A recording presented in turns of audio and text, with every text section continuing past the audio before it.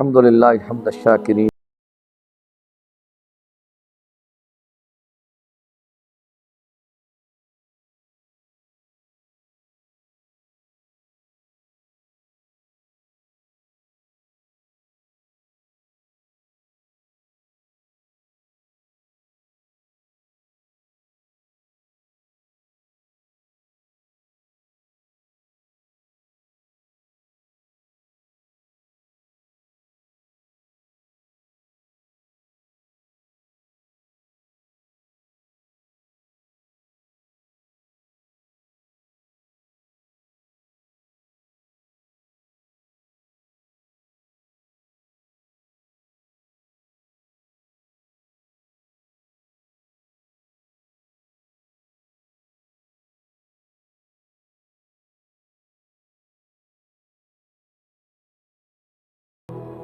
محمد مصطفیٰ تاجدار ختم نبوت صلی اللہ علیہ وآلہ وبارکہ وسلم کی ذات والا صفات پر ہدیہ درود و سلام عرض کرنے کے بعد آپ سے ایک بار پھر آقا کریم صلی اللہ علیہ وسلم کے اخلاق حسنہ پر مخاطب ہوں۔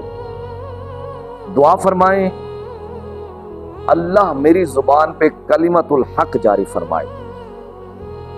گزشتہ نشست میں نے اب آپ کے سامنے خلق کا معنی اور چند چیزیں آقا کریم صلی اللہ علیہ وسلم کے اخلاق حسنہ کے متعلق روایات نہیں صرف تمہیدی کلمات عرض کیے، اور اخلاق کی تکمیل آقا کریم صلی اللہ علیہ وسلم نے کیسے فرمائی اس کے متعلق آپ سے کچھ معروضات میں نے پیش کی۔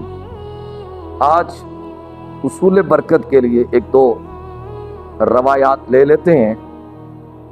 آقا کریم صلی اللہ علیہ وسلم کے ایک صحابی ہیں حضرت کعب بن زہیر رضی اللہ تعالیٰ عنہ۔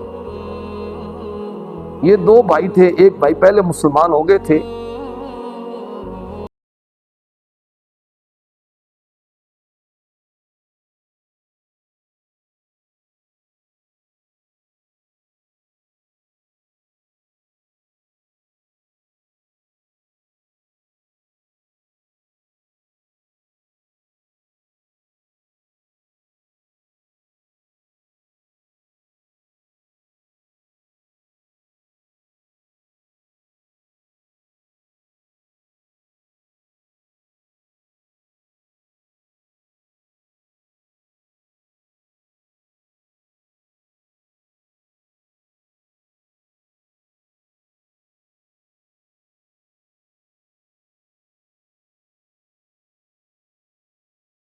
انہوں نے اس حد تک گستاخیاں کی کہ آقا کریم صلی اللہ علیہ وسلم نے ارشاد فرمایا کعب بن زہیر تمہیں جہاں پہ بھی ملے اس کو قتل کر ڈالو۔ کچہری مصطفیٰ سے یہ آرڈر جاری ہو گیا۔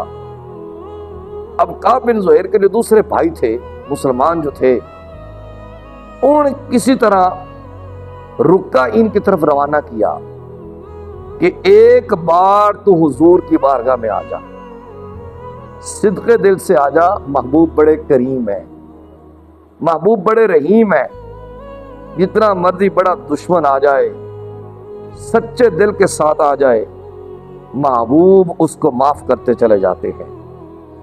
تو آ جا، آنا تیرا کام ہے، نوازنا مصطفیٰ کا کام ہے۔ کعب بن زہیر نے اپنے اوپر برقع ڈالا، برقع ڈال کے بارگاہ مصطفی صلی اللہ علیہ وسلم میں حاضر ہو گئے۔ اب آقا کریم سے ایک سوال کرتے ہیں محمد صلی اللہ علیہ وسلم، اگر کعب بن زہیر آپ کے پاس آ جائے معافی لینے کے لیے تو آپ کا کیا خیال ہے؟ آپ اس کو معاف کر دیں گے؟ آقا کریم صلی اللہ علیہ وسلم شاہ فرمایا چہرے سے پردہ اٹھا، تو ہی کعب بن زہیر ہے، جا تجھے معاف کیا۔ حضرت کعب بن زہیر رضی اللہ تعالیٰ عنہ جب آقا کریم صلی اللہ علیہ وسلم نے معاف فرما دیا، حضور صلی اللہ علیہ وسلم کی بارگاہ میں کھڑے ہو کے عرض کرتے ہیں یا رسول اللہ صلی اللہ علیہ وسلم، جس زبان سے آپ کے بارے میں نازیبا کلمات لکھتا رہا ہوں، گستاخانہ عبارات لکھتا رہا ہوں، آپ کے بارے میں شاتم لکھتا رہا ہوں، آپ مجھے اجازت دیں میں آپ کی بارگاہ میں کھڑے ہو کر اسی زبان سے آپ کی نعت پڑھنا چاہتا ہوں۔ آقا کریم صلی اللہ علیہ وسلم نے اجازت عطا فرمائی۔ کعب بن زہیر تم کھڑے ہو جاؤ، اپنی زبان سے میرے بارے میں نعت کہو، نعت پڑھو۔ اس کا مطلب ہے نعت مصطفیٰ سننا میرے آقا کریم صلی اللہ علیہ وسلم کی سنت مبارک ہے، اور نعت کا حکم دینا حضور کی سنت مبارک ہے، اور نعت کے بارے میں اجازت لینا یہ حضور کے صحابہ کی سنت مبارک ہے۔ حضرت کعب بن زہیر رضی اللہ تعالیٰ عنہ کھڑے ہو کے کہتے ہیں ان الرسول لنور، یا رسول اللہ صلی اللہ علیہ وسلم آپ ہمارے لیے روشنی بن کے آئے ہیں، آپ ہمارے لیے رشد و ہدایت بن کے آئے ہیں۔ اس کا ترجمہ ایک پنجابی شاعر نے کیا، وہ کہتا ہے سب سونے تو سونا ہے چہرہ حضور دا، سب سونے تو سونا ہے چہرہ حضور دا، سب سونے تو سونا ہے چہرہ حضور دا، ویکھیا نصیب والیاں جلوہ حضور دا، ویکھیا نصیب والیاں جلوہ حضور دا۔ آقا کریم صلی اللہ علیہ وسلم کی اخلاق کی کون سی بات کی جائے؟ جب آقا کریم صلی اللہ علیہ وسلم معراج فرما کر تشریف لائے، حضور صلی اللہ علیہ وسلم جب پچھلی رات تشریف لائے، ایک لونڈی تھی جو یہودیوں کی غلامہ تھی، اس کو بڑا بخار تھا، شدید بخار تھا، اس کا کوئی بوجھ اٹھانے والا نہیں تھا۔ آقا کریم صلی اللہ علیہ وسلم نے اس کا بوجھ اٹھایا، اس کے مالک کے گھر لے گئے۔ صبح سویرے کا وقت ہے، فجر کا وقت ہے، تہجد کا وقت ہے، آقا کریم صلی اللہ علیہ وسلم اس یہودی کے دروازے پہ تشریف لے گئے۔ حضور نے سر پہ بوجھ اٹھایا ہوا ہے، فرمائے اس کو بخار بڑا تھا، اس کو تم نے مارنا نہیں ہے، اس کو تم نے سزا نہیں دینی۔ وہ کہتا محمد سچ بتانا، رات کو معراج کر کے آئے ہو؟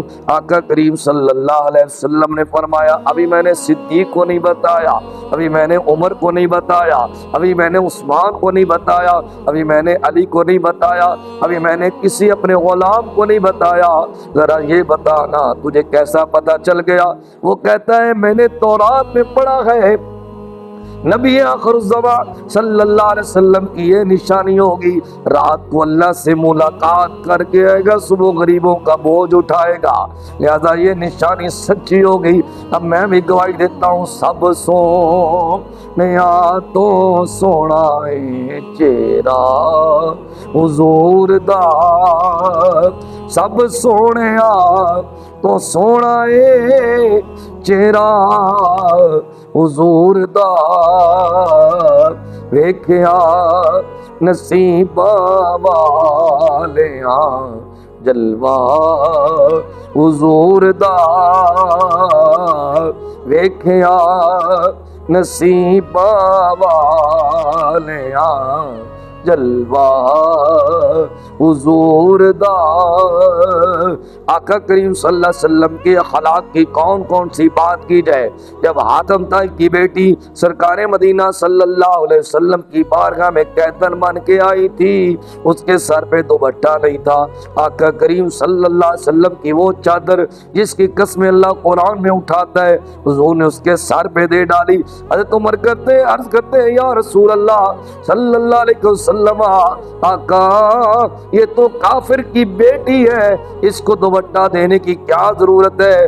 آقا کریم صلی اللہ علیہ وسلم نے فرمایا عمر بیٹی ہوتی ہے، خواہ مومن کی ہو خواہ کافر کی، خواہ مومن کی ہو یا خواہ کافر کی ہو، آقا کریم صلی اللہ علیہ وسلم سے اس نے اجازت لی۔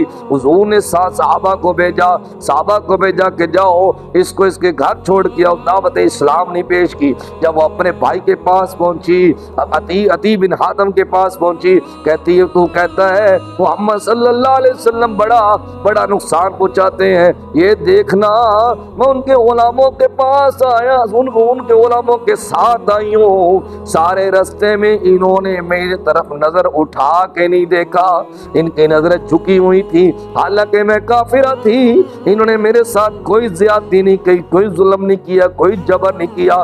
چل ہم در مصطفیٰ پہ جا کے گواہی دیں، سب سونے تو سونا ہے چہرہ حضور دا، سب سونے تو سونا ہے چہرہ حضور دا،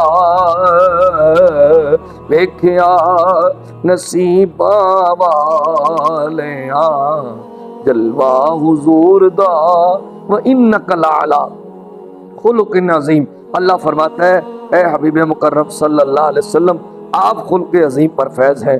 اللہ پاک مجھے اور آپ کو آقا کریم صلی اللہ علیہ وسلم کی سیرت کی اس پہلو کی جھلک عطا فرمائے۔